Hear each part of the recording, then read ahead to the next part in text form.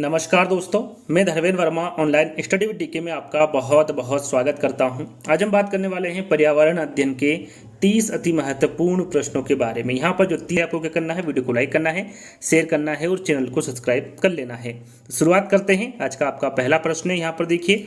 EVS की एक अध्यापिका की कक्षा में आबू धाबी का एक छात्र, कहाँ का है, आबू धाबी का। अध्यापिका की ऑनलाइन कक्षा लेने का जो नियत समय है वो कितनी बजे का है, 10 AM का है। IST क्या होता है, ये होता है इंडियन स्टैंडर्ड टाइम होता है, भारतीय मानक समय, जो कि कितने बजे का बता रहे हैं, 10 AM का बता रहे हैं, जो कि आबू धाबी वाले विद्यार्थी का उसकी ऑनलाइन कक्षा में अपने घर से उपस्थित होने के लिए क्या समय होगा। यानी कि यदि वो आबू धाबी का बच्चा जो छात्र है वो यदि जो अध्यापिका है उनकी क्लास लेता है तो कितनी बजे आएगा तो उनकी क्लास वो ले पाएगा। तो मैं आपको बता दूं कि जो आबू धाबी का समय होता है वो हमारे जो मानक समय होता है भारतीय मानक समय, उससे 1 घंटा 30 मिनट 1 घंटा 30 मिनट पीछे होता है। क्या होता है, 1 घंटा 30 मिनट पीछे होता है। तो हम 10 AM में 1 घंटा 30 मिनट पीछे कर देंगे तो आपका आंसर क्या होगा, 8:30। जो छात्र है उसे कितनी बजे आना होगा ऑनलाइन, 8:30 AM पर आना होगा, तब वो क्लास अध्यापिका की ले सकता है। तो ये भी आपको पता होना चाहिए कि जैसे कि भारतीय मानक समय तो आपको पता होगा, और भी जो देश है उनके बारे में भी आपको पता होना चाहिए। तो यहाँ पर आपको जो सही आंसर होगा वो दूसरा वाला होगा। अगला प्रश्न आपसे पूछा गया था, भारत में भोजन बनाने के लिए निम्नलिखित में से किस प्रकार के तेल का उपयोग सबसे कम होता है। देखिए, सबसे कम पूछा गया है, पाम का तेल है, सरसों का तेल है, नारियल का तेल है या फिर मूंगफली का तेल है। तो यहाँ पर सरसों और मूंगफली के बारे में तो आपने सुना होगा, उपयोग भी आपके घर में करते होंगे, और साथ में एक पाम का तेल भी है जिसका उपयोग किया जाता है। पाम का तेल, सरसों का तेल और मूंगफली का तेल सबसे कम पूछा गया है, तो जो सबसे कम होगा वो आपका नारियल का तेल होगा। भारत में भोजन बनाने के लिए जो नारियल का तेल है इसका जो प्रयोग है या उपयोग है ये सबसे कम होता है। तो यहां पर तीसरा वाला विकल्प आपका सही होगा। अगला प्रश्न है, मुख्य अध्यापिका ने ईवीएस की एक शिक्षिका से अपने ऑफिस के अंदर रखने के लिए पौधे चुनने के लिए कहा। वहाँ निम्नलिखित में से कौन सा समूह चुनेगी, यानी कि जो ऑफिस है उसके अंदर पौधे रखना है, तो इसमें से वो कौन कौन से पौधे हैं जो अंदर की तरफ रख सकते हैं, तो उनके बारे में आपको बताना है। Aloe vera, petunia, money plant, aloe vera, money plant, croton, money plant, petunia, पुदीना, एलोवेरा, पुदीना, जीरेनियम। 3 पौधों के नाम हैं और तीनों ऐसे पौधे होने चाहिए जो कि ऑफिस के अंदर रख सके, यानी कि घर के अंदर रख सके। तो वो होंगे आपके एलोवेरा, पिटूनिया और मनी प्लांट। ये तीनों ऐसे पौधे हैं जो घर के अंदर रख सकते हैं। तो यहाँ पर पहला वाला विकल्प आपका सही होगा। अगला प्रश्न है और अच्छा प्रश्न है, नेहरू स्टेडियम ऑफ माउंटेनियरिंग स्थित है। माउंटेनियरिंग लिखा हुआ, नेहरू इंस्टीट्यूट ऑफ माउंटेनियरिंग जो है ये कहाँ पर स्थित है, उत्तरकाशी में है, दार्जिलिंग में है, धर्मशाला में है या फिर ऊटी में है। तो यहाँ पर आपका सही आंसर होगा ये उत्तरकाशी में स्थित है। चाहे तो आप भी यहाँ पर आंसर दे सकते हैं, जिस समय में मैं आपको प्रश्न और 4 विकल्प पढ़ूँ उस समय आप इसका आंसर दे सकते हैं और अपने आप को यहाँ पर परख सकते हैं। तो उत्तरकाशी यहाँ पर आपका सही आंसर होगा। उत्तरकाशी कहाँ है, किस पे मतलब कह सकते हैं कि किस राज्य में स्थित है, तो ये उत्तराखंड राज्य में स्थित है। और यदि इसकी स्थापना के बारे में पूछा जाता है कि नेहरू इंस्टीट्यूट ऑफ माउंटेनियरिंग, इसकी जो स्थापना है ये कब हुई थी, तो इसकी स्थापना हुई थी 14 नवंबर 1965 में। कब हुई थी, 14 नवंबर 1965 में इसकी स्थापना हुई थी। चलिए आगे बात करेंगे। अगला प्रश्न आपको पहचानना है, निम्नलिखित राज्यों में से किसकी एक दिशा में समुद्र है, यानी कि किसकी एक दिशा में समुद्र है, इसके बारे में आपको बताना है। 4 विकल्प हैं। देखिए, सभी राज्य लिखे हुए हैं, तो मैं इन चारों विकल्पों को नहीं पढ़ूंगा, डायरेक्टली आंसर बताऊंगा। यदि आपको इसका आंसर देना है तो वीडियो को पुश कर लीजिएगा, उसके बाद आप सोच समझ के इसका आंसर दीजिएगा। यहाँ पर देखिए, इसका सही आंसर होगा आपका गुजरात, महाराष्ट्र, गोवा, कर्नाटक, केरल, तमिलनाडु, आंध्र प्रदेश, पश्चिम बंगाल और उड़ीसा। ये जो राज्य मैंने आपको बताए हैं, इन राज्यों में एक दिशा में समुद्र है। तो यहाँ पर आपका जो सही आंसर होगा वो सेकंड वाला होगा। इस प्रकार के प्रश्न भी बहुत ज़्यादा सीटेट एग्जाम में पूछे गए हैं, तो इन प्रश्नों पर भी आपको ध्यान देना है। छठा प्रश्न आपका, निम्नलिखित में से किससे सहयोग भावना से कार्य करने का अभिप्राय सीखा जा सकता है। परिवार से, खेल और परिवार से, परिवार, समाज और खेल से या फिर प्रतियोगिता आयोजित करना। यहाँ पर देखिए, सहयोग भावना से कार्य करने के अभिप्राय सीखा जा सकता है, ये पूछा गया है। तो आप खेल से भी सीख सकते हैं, समाज से भी सीख सकते हैं और परिवार से भी सीख सकते हैं। तो यहाँ पर तीसरा वाला जो विकल्प होगा वो आपका बिल्कुल सही होगा। अगला प्रश्न है निम्नलिखित में से कौन सा सामाजिक कीट नहीं। यहाँ पर देखिए सामाजिक कीट के बारे में पूछा गया है, जो समाज में नहीं रहता है उसके बारे में पूछा गया है। चींटियां है, दीमक है, भृंग है या फिर मधुमक्खियां, यानी कि एक साथ जो कीट नहीं रहता है उसके बारे में यहाँ पर पूछा गया है। तो यहाँ पर देखिए आपने देखा होगा चींटियां भी एक साथ चलती है, दीमक भी एक साथ रहते हैं, मधुमक्खी का छत्ता आपने देखा होगा। यहाँ पर जो भृंग है, भृंग किसे कहते हैं, भृंग जो भोरा होता है उसे कहते हैं, और भोरा को आपने एक साथ नहीं देखा होगा। तो जो भोरा है या फिर भृंग है ये सामाजिक कीट के अंतर्गत नहीं आते हैं। तो यहाँ पर तीसरा वाला विकल्प आपका सही होगा। आठवां प्रश्न है निम्नलिखित में से कौन सी मुद्रा अबू धाबी में प्रचलित है। यहाँ पर देखिए अबू धाबी में कौन सी मुद्रा चलती है या फिर प्रचलित है, डॉलर है, रुपए है, दिरहम है या फिर टका है। तो यहाँ पर देखिए रुपए के बारे में आपको पता है, डॉलर के बारे में आपको पता है। यहाँ पर देखिए दिरहम, जो दिरहम है यह मुद्रा अबू धाबी में प्रचलित है। टका की हम बात करें तो जो टका है ये किसकी मुद्रा है, तो ये बांग्लादेश की मुद्रा है। तो यहाँ पर आपका जो सही आंसर होगा वो तीसरा वाला होगा। अगला प्रश्न है चेराओ। देखिए यहाँ पर पूछा सिर्फ इतना गया है कि जो चेराओ है वो कहाँ का नृत्य है, लेकिन उसके बारे में भी यहाँ पर बताया गया है। यदि आपने प्रश्न ध्यान से पढ़ोगे, यदि आप प्रश्न ध्यान से पढ़ोगे तो यहाँ पर आपको समझ में आएगा। देखिए नवा प्रश्न आपसे पूछा गया है कि चेराओ नृत्य में व्यक्ति बांस की डंडियों को पकड़कर युग्मों में एक दूसरे के आमने सामने जमीन पर बैठते हैं। यहाँ पर देखिए इस प्रकार का प्रश्न भी पूछा जाता है। यहाँ पर ये सभी आपको दे देंगे, मतलब कहने का मतलब है कि उस नृत्य के बारे में आपको बता देंगे और पूछा जाता है कि ये नृत्य कौन सा है। तो यहाँ पर आपको जो प्रश्न दिया जा रहा है इसको भी अच्छे से सुनना है और समझना है। चेराओ नृत्य में व्यक्ति बांस की डंडियों को पकड़कर युग्मों में एक दूसरे के आमने सामने जमीन पर बैठते हैं। जैसे ही ढोल बजता है बांस को जमीन पर पीटा जाता है। नर्तक बांस की डंडियों के अंदर और बाहर पैर रखते हैं या फिर कूदते हैं, ताल पर नाचते हैं। इस प्रकार से प्रश्न पूछा जाएगा और लास्ट में आपसे पूछा जाएगा कि ये कौन सा नृत्य है, किस नृत्य में होता है, तो आपको पता होना चाहिए। लेकिन यहाँ पर पूछा गया है कि निम्नलिखित में से कहाँ पर चेराओ नृत्य किया जाता है, मणिपुर में, मिजोरम में, असम में या फिर ओडिशा में। तो आपको पता होना चाहिए जो चेराओ नृत्य है, काफ़ी बार इस प्रश्न को घुमा फिरा कर पूछा गया था सीटेट एग्जाम में। तो यहाँ पर जो चेराओ नृत्य है यह मिजोरम राज्य में ये नृत्य किया जाता है। तो यहाँ पर सेकंड वाला विकल्प आपका सही होगा। देखिए प्रश्न वही रहते हैं लेकिन उनको काफ़ी घुमा फिरा कर पूछा जाता है। यदि आप उनको समझ जाएंगे तो आंसर आप आसानी से दे सकते हैं। अगला प्रश्न है भारत के निम्नलिखित राज्यों में से ब्रह्मपुत्र नदी कहाँ से होकर निकलती। देखिए ब्रह्मपुत्र नदी के बारे में पूछा गया है। जो सांगपो नदी के बारे में आपने सुना होगा, जो ब्रह्मपुत्र नदी को ही कहा जाता है। प्रश्न पूछा जाता है कि सांगपो नदी किस नदी को कहा जाता है, तो ये ब्रह्मपुत्र नदी को ही कहा जाता है। अब यहाँ पर पूछा गया है राज्यों के बारे में। असम और मिजोरम है, मेघालय है, अरुणाचल प्रदेश और असम है या फिर त्रिपुरा और मणिपुर है। ब्रह्मपुत्र नदी कहाँ से होकर बहती है, यहाँ पर राज्यों के बारे में आपको बताना है। तो ये है अरुणाचल प्रदेश और असम। याद रखिएगा जो ब्रह्मपुत्र नदी है ये अरुणाचल प्रदेश और असम से होकर बहती है। यहाँ पर देखिए यदि आपसे पूछा जाता है और वहाँ पर देश के बारे में पूछा जाता है कि कौन से देश से होकर बहती है, तो आपको पता होना चाहिए ये आपके भारत, बांग्लादेश और तिब्बत से होकर गुजरती है ब्रह्मपुत्र नदी। तो इसके बारे में भी आपको पता होना चाहिए। उस वैज्ञानिक का नाम बताइए। यहाँ पर देखिए सीधे सीधे भी आपसे प्रश्न पूछा जा सकता था कि मटर के पौधे पर किसके द्वारा प्रयोग किया गया या फिर आधुनिक आनुवंशिकी के जनक कौन है। लेकिन यहाँ पर जो प्रश्न है वो डिटेल में पूछा गया है और जो प्रश्न डिटेल में पूछा जा रहा है उन प्रश्नों पर भी आपको ध्यान देना है, क्योंकि उन प्रश्नों में काफ़ी प्रश्न और उत्तर दोनों ही छुपे होते हैं। तो यहाँ पर पूछा गया है कि उस वैज्ञानिक का नाम बताइए जिसने मटर के पौधों के साथ प्रयोग किए और अपने प्रेक्षणों के आधार पर यह निष्कर्ष निकाला कि पौधों में कुछ लक्षण ऐसे होते हैं जो जड़ों में पाए जाते हैं। यहाँ पर जड़ लिखा हुआ है, जड़ों में पाए जाते हैं, जैसे कि लंबे अथवा बोने, पीले अथवा हरे, खुरदरे अथवा निकले चिकने आदि है। तो यहाँ पर उस वैज्ञानिक का नाम बताना है कि किसके द्वारा निष्कर्ष निकाला गया।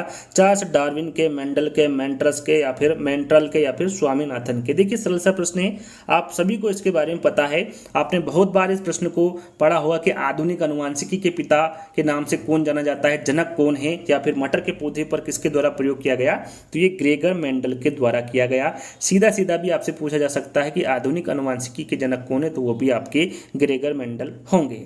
चलिए अगला प्रश्न, निम्नलिखित में से कौन सी एक परिवहन की अन्य 4 विधाओं से भिन्न है। ट्रेन, बस, जहाज, टांगा, साइकिल, रिक्शा। यहाँ पर देखिए इस प्रकार के प्रश्न बहुत सारे पूछे गए हैं सीटेट ऑनलाइन एग्जाम में। 4 विकल्प आपको दे देंगे, उसमें से आपको भिन्न बताना है। वैसे जो यहाँ पर 4 विकल्प दिए गए हैं वो सरल से हैं, आप इसमें उत्तर जांच सकते हैं, लेकिन कुछ प्रश्न ऐसे दिए थे जिसमें काफ़ी डिफिकल्ट था चारों विकल्पों में से आंसर को पहचानना। तो उन प्रश्नों के बारे में भी हम बात करेंगे आगे। तो यहाँ पर सबसे पहले हम देखेंगे कि 4 विधाएं हैं, इनमें से भिन्न कौन सा है। तो यहाँ पर भिन्न क्या होगा, आपका जहाज होगा। बस, टांगा, साइकिल और रिक्शा ये सभी भूमि पर चलते भूमि परिवहन है, लेकिन जहाज जो है ये जल परिवहन के अंतर्गत आता है। तो यहाँ पर जहाज आपका बिल्कुल सही आंसर होगा। अगला प्रश्न है, निम्नलिखित में से किसे हमारे देश में आने वाले व्यापारी दक्षिण अमेरिका से हमारे देश में लाए थे। देखिए दक्षिण अमेरिका में देखिए बहुत सारे प्रश्न इस प्रकार से भी पूछे गए थे कि बंदे गोभी कहाँ से आई, टमाटर, मटर, भिंडी, और भी बहुत सारे प्रश्न हैं जिनके बारे में आपसे पूछा गया है। टमाटर, आलू, हरी मिर्च के बारे में भी काफ़ी प्रश्न पूछे गए थे। यानी कि एक दिन में नहीं पूछा था हरी मिर्च के बारे में, काफ़ी आपके जो पेपर हुए थे उसमें हरी मिर्च के बारे में पूछा गया था। तो हरी मिर्च के बारे में भी आपको पता होना चाहिए। पहले हम यहाँ पर दक्षिण अमेरिका से क्या हमारे देश में आया था उसके बारे में जान लेते हैं। तो याद रखिएगा वो आया था टमाटर दक्षिण अमेरिका से आया था। टमाटर के साथ साथ आपका आलू और हरी मिर्च, याद रखिएगा आलू के बारे में पूछे तो वो भी दक्षिण अमेरिका से आया था, और जो आपका हरी मिर्च है वो भी दक्षिण अमेरिका से ही पुर्तगालियों द्वारा आया था। तो यहाँ पर टमाटर, आलू और हरी मिर्च तीनों के बारे में आपको पता होना चाहिए। तो यहाँ पर जो सेकंड वाला विकल्प होगा वो आपका सही होगा।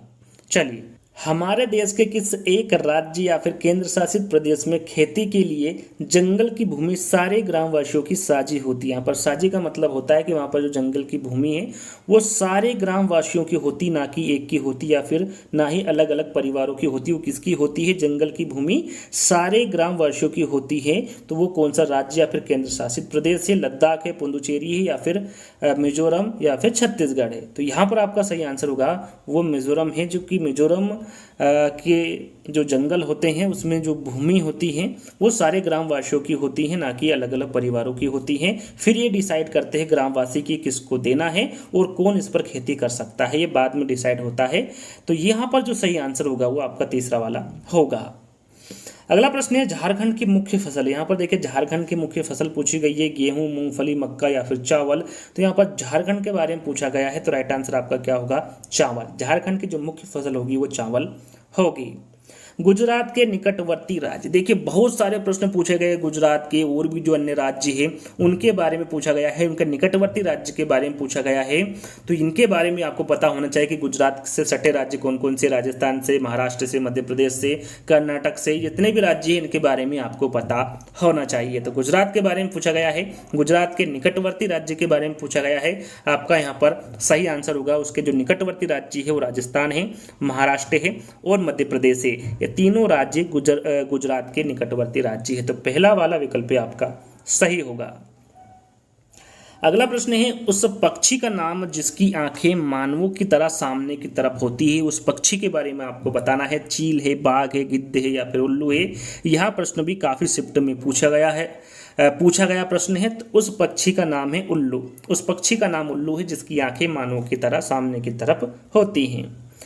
3 पक्षियों का वह समूह जिसका प्रत्येक सदस्य वस्तुओं को हमारी तुलना में 4 गुना अधिक दूरी से स्पष्ट देख सकता है। जो वस्तु हमें 2 मीटर की दूरी से दिखाई देती है उसे ही ये पक्षी 8 मीटर दूरी से देख लेते हैं। वह कौन सा पक्षी या फिर वह समूह के बारे में आपको बताना है। यहाँ पर मैं आपको बता दूं, जितने भी आप हमारे पुराने वीडियो देखेंगे तो आपको हम एक बात हमेशा बताते हैं कि आप प्रीवियस ईयर पेपर जरूर पढ़ें। देखिए यहाँ पर आपने 17वां और 18वां प्रश्न, और भी बहुत सारे प्रश्न ऐसे हैं जो कि रिपीट हुए हैं। 2011 से लगाकर 19 तक जो ऑफलाइन एग्जाम हुई है, यदि आपने उसके प्रीवियस ईयर पेपर पढ़े होंगे और आप ऑनलाइन एग्जाम के जो पेपर है उसके बारे में आप देखेंगे या फिर आपने देखा होगा, तो बहुत सारे प्रश्न ऐसे हैं जो कि रिपीट हुए हैं। मैं 150 प्रश्न की बात करूं तो 150 प्रश्न में से 8 से 10 प्रश्न ऐसे होते हैं जो रिपीटेड होते हैं। यदि आपने पढ़ लिया, उनको देख के चले गए तो आपके 8 से 10 नंबर पक्के हो सकते हैं, जिसमें आपको काफ़ी हेल्प मिल सकती है। तो प्रीवियस ईयर पेपर जरूर आप पढ़ लीजिएगा, काफ़ी उसमें आपको हेल्प मिलती है। तो यहाँ पर आपका सही आंसर होगा 3 पक्षियों का वहाँ समूह कौन सा होगा, बाज, चील और गिद्ध होगा। यहाँ यानी कि सेकंड वाला विकल्प आपका सही होगा। अगला प्रश्न है, अंडमान के द्वीपों के सुनामी किस वर्ष में आई थी। यहाँ पर देखिए वर्ष पूछा गया है, कभी कभी आपसे वहाँ पर जो उसकी डेट थी, तारीख थी, उसके बारे में भी पूछा जा सकता है, तो उसके बारे में आपको बता देता हूँ। पहले यहाँ पर वर्ष जान लेते हैं, 2001 है, 2 है, 4 है या फिर 12 है, तो वहाँ वर्ष है 2004। यदि आपसे तारीख पूछे तो 26 दिसंबर को आप याद रखिएगा, 26 दिसंबर 2004 अंडमान के द्वीपों में सुनामी आई थी, 26 दिसंबर 2004 को। यहाँ पर तीसरा वाला विकल्प आपका सही होगा। स्लॉथ के विषय में नीचे दिए गए विषयों पर विचार कीजिए, शायद ही कोई सी शिफ्ट होगी जिसमें स्लॉथ के विषय में प्रश्न नहीं पूछा गया। सबसे ज़्यादा स्लॉथ, हाथी, टेपियोका, इनके बारे में सबसे ज़्यादा प्रश्न पूछे गए हैं, तो इनके बारे में आपको पता होना चाहिए। यहाँ पर देखिए 3 विकल्प दिए गए हैं। स्लॉथ के विषय में आपको सही कथन को चुनना है और कूट में यहाँ पर आपको आंसर देना है। पहला विकल्प है आपका, स्लॉथ लगभग 20 घंटे पेड़ से उल्टे सिर लटक कर मस्ती से सोता है, तो वो 20 घंटे नहीं सोता है। कितने घंटे सोता है? 17 घंटे सोता है। स्लॉथ लगभग 17 घंटे पेड़ से उल्टे सिर लटक कर मस्ती से सोता है। बी विकल्प है, स्लॉथ जिस पेड़ पर रहता है उसी के पत्ते खाकर अपना पेट भरता है, इसे कहीं और जाने की आवश्यकता नहीं होती है। बी वाला विकल्प आपका बिल्कुल करेक्ट है। स्लॉथ जिस पेड़ पर रहता है उसी की पत्ती खाता है और अपना पेट भरता है, उसे कहीं और जाने की आवश्यकता नहीं है। और अपने जीवन काल में, अपना जीवन काल यानी कि उसका जीवन काल कितना होता है? लगभग 40 वर्ष का होता है। कितना होता है? 40 वर्ष का होता है। और 40 वर्ष में लगभग वो कितने पेड़ों को बदलता है? मात्र 8 पेड़ों को बदलता है। 8 पेड़ों की ही वो पत्ती खाकर अपना पेट भरता है। तो यहाँ पर तीसरा वाला जो विकल्प है वो भी गलत हो गया, क्योंकि स्लॉथ की आयु लगभग कितनी वर्ष होती है? 40 वर्ष होती है। और इतने समय में वहाँ केवल 2 पेड़ों पर ही जाता है। तो इसमें सही कथन आपको बताना है, 2 पेड़ों पर नहीं जाता, कितने पेड़ों पर जाता है? लगभग 8 पेड़ों पर वो जाता है।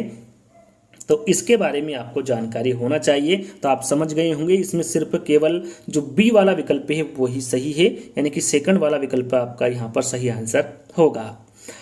अगला प्रश्न, नीचे दिए गए कथनों पर विचार कीजिए। यहाँ पर देखिए आपको विचार करना है और कूट में आंसर देना है और आपको यहाँ पर सही कथन का चयन करना है। पहला विकल्प है, गुजरात में लोग दाल के साथ चपाती खाते हैं और दाल में शक्कर डालते हैं। यहाँ पर सही विकल्प का चयन करना है, तो बिल्कुल सही। गुजरात में जो लोग होते हैं वो दाल के साथ चपाती खाते हैं और चावल में शक्कर डालकर खाते हैं।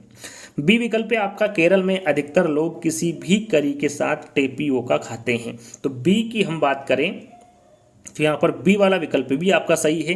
केरल में अधिकतर लोग जो है वो किसी भी करी के साथ टेपियोका खाते हैं।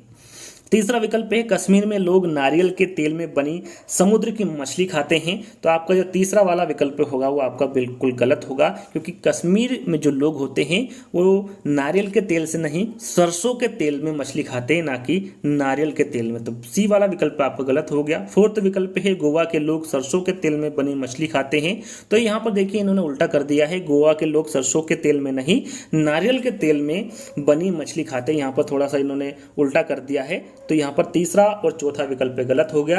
यहाँ पर सही कथन पूछा गया था, तो ए और बी आपका बिल्कुल सही कथन होगा, यानी कि पहला वाला विकल्प आपका सही होगा। निम्नलिखित राज्यों में से किसके बगीचों में तेज पत्ता, छोटी इलायची, बड़ी इलायची और काली मिर्च उगते हैं? पश्चिम बंगाल, गुजरात, केरल या फिर मध्य प्रदेश। यहाँ पर आपसे सीधा सीधा भी पूछा जा सकता है कि भारत का मसाला उद्यान किसे कहा जाता है, या फिर भारत में जो मसाले हैं वो कहाँ पर ज़्यादातर उगते हैं, ज़्यादातर पाए जाते हैं? तो यहाँ पर आपका सही आंसर होगा केरल। याद रखिएगा, यहाँ पर केरल को भारत का मसाला उद्यान भी कहा जाता है। सीधे सीधे आपसे ये भी प्रश्न पूछा जा सकता है कि भारत का मसाला उद्यान किस राज्य को कहा जाता है, तो वो केरल को कहा जाता है। इसमें तेजपत्ता, छोटी इलायची, बड़ी इलायची और काली मिर्च उगते हैं केरल में। यहाँ पर तीसरा वाला विकल्प आपका सही होगा। कुडुक, कुडुक के बारे में भी काफ़ी शिफ्ट में पूछा गया है। कुडुक कहाँ के लोगों की भाषा है? मिजोरम, मणिपुर, मेघालय या फिर झारखंड।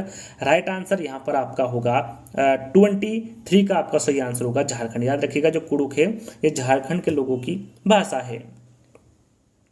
नीचे दिए गए किस रोग से प्रकरण में डॉक्टर रोगियों को गुड़, आंवला और हरी पत्तियों वाली सब्जियों को खाने की सलाह देता है? वो कौन सा रोग है? मियादी बुखार है, एनीमिया है, चिकनगुनिया है या फिर डेंगू है? तो रोगियों को गुड़, आंवला और हरी पत्तियों वाली सब्जियां जो खाने की सलाह देता है वो किस में देता है? हमेशा एनीमिया में देता है। यहाँ पर सेकंड वाला विकल्प आपका सही होगा।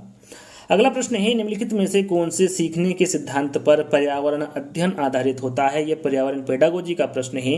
पूछा गया है कौन से सीखने के सिद्धांत पर पर्यावरण अध्ययन आधारित है। मूर्त से अमूर्त की ओर, मूर्त से अमूर्त की ओर नहीं है, अमूर्त से मूर्त की ओर नहीं है, वैश्विक से सामान्य की ओर नहीं है। ये किससे हैं? अज्ञात से ज्ञात के सीखने के सिद्धांत पर पर्यावरण अध्ययन आधारित होता है। यहाँ पर फोर्थ वाला विकल्प आपका सही होगा। इकरा अपने शिक्षार्थियों को ईवीएस में समाचार पत्रों और पत्रिकाओं को पढ़ने के लिए क्यों प्रोत्साहित करती है। ये शिक्षार्थियों को स्वतंत्र बनाने में सहायता करते हैं, ये शिक्षार्थियों को प्रतिस्पर्धी बनाते हैं, ये मनोरंजक संसाधन उपलब्ध है, या फिर ये शिक्षार्थियों को उनके अपने संसार से जोड़ने में सहायता करते हैं। तो यहाँ पर देखिए समाचार पत्रों और पत्रिकाओं के बारे में पूछा गया है, तो ये शिक्षार्थियों को उनके अपने संसार से जुड़ने में सहायता करते हैं। यहाँ पर फोर्थ वाला विकल्प आपका सही होगा। अगला प्रश्न है, नीचे दिए गए कौन से एक राज्य में तोरांग का अर्थ जंगल है। यहाँ पर देखिए तोरांग का अर्थ क्या है? जंगल है। ये किस राज्य में है? मिजोरम में, झारखंड में, असम में, या फिर ओडिशा में। काफ़ी बार ये प्रश्न भी पूछा गया है। राइट आंसर आपका होगा यहाँ पर झारखंड। याद रखिएगा झारखंड राज्य में तोरांग का अर्थ क्या होता है? जंगल होता है। हमारे देश का संविधान निम्नलिखित में से किसके नेतृत्व में बनाया गया था? मुझे नहीं लगता है कि यहाँ पर चार विकल्प पढ़ने की आवश्यकता है। ये हमारे डॉक्टर भीमराव बाबा साहेब अम्बेडकर हैं, जिनके नेतृत्व में हमारे देश का संविधान बनाया गया था। यहाँ पर पहला वाला विकल्प आपका सही होगा। अगला प्रश्न है, निम्नलिखित में से कौन सा एक भारत का संघ शासित प्रदेश नहीं है। संघ शासित प्रदेश कौन सा नहीं है? मणिपुर। यहाँ पर मणिपुर लिखा हुआ ध्यान दीजिएगा। मणिपुर, चंडीगढ़, लद्दाख, या फिर जम्मू और कश्मीर। तो हाल ही में लद्दाख और जम्मू और कश्मीर को केंद्र शासित प्रदेश बनाया गया है, और साथ में चंडीगढ़ पहले से ही है। तो यहाँ पर मणिपुर आपका सही आंसर होगा। मणिपुर एक राज्य ना कि संघ शासित प्रदेश है, तो मणिपुर यहाँ पर आपका बिल्कुल सही आंसर होगा। लद्दाख और जम्मू और कश्मीर 2019 में ही नए बनाए गए थे, जिनके बारे में आपको पता होगा। आगे हम बात करते हैं, यानी कि अंतिम प्रश्न है आपका, निम्नलिखित में से कौन से कच्चे तेल यानी कि पेट्रोलियम के उत्पादक है? गुजरात और तमिलनाडु है, बिहार और बॉम्बे हाईवे तथा पश्चिम बंगाल, या फिर असम और उड़ीसा। राइट आंसर आपका होगा यहाँ पर गुजरात और तमिलनाडु। ये दो राज्य कच्चे तेल यानी कि पेट्रोलियम उत्पादक राज्य है। तो यहाँ पर पहला वाला विकल्प आपका सही होगा। आई होप आपको वीडियो पसंद आया होगा। तो अगले वीडियो में जल्दी ही हम मिलते हैं। जब तक के लिए धन्यवाद।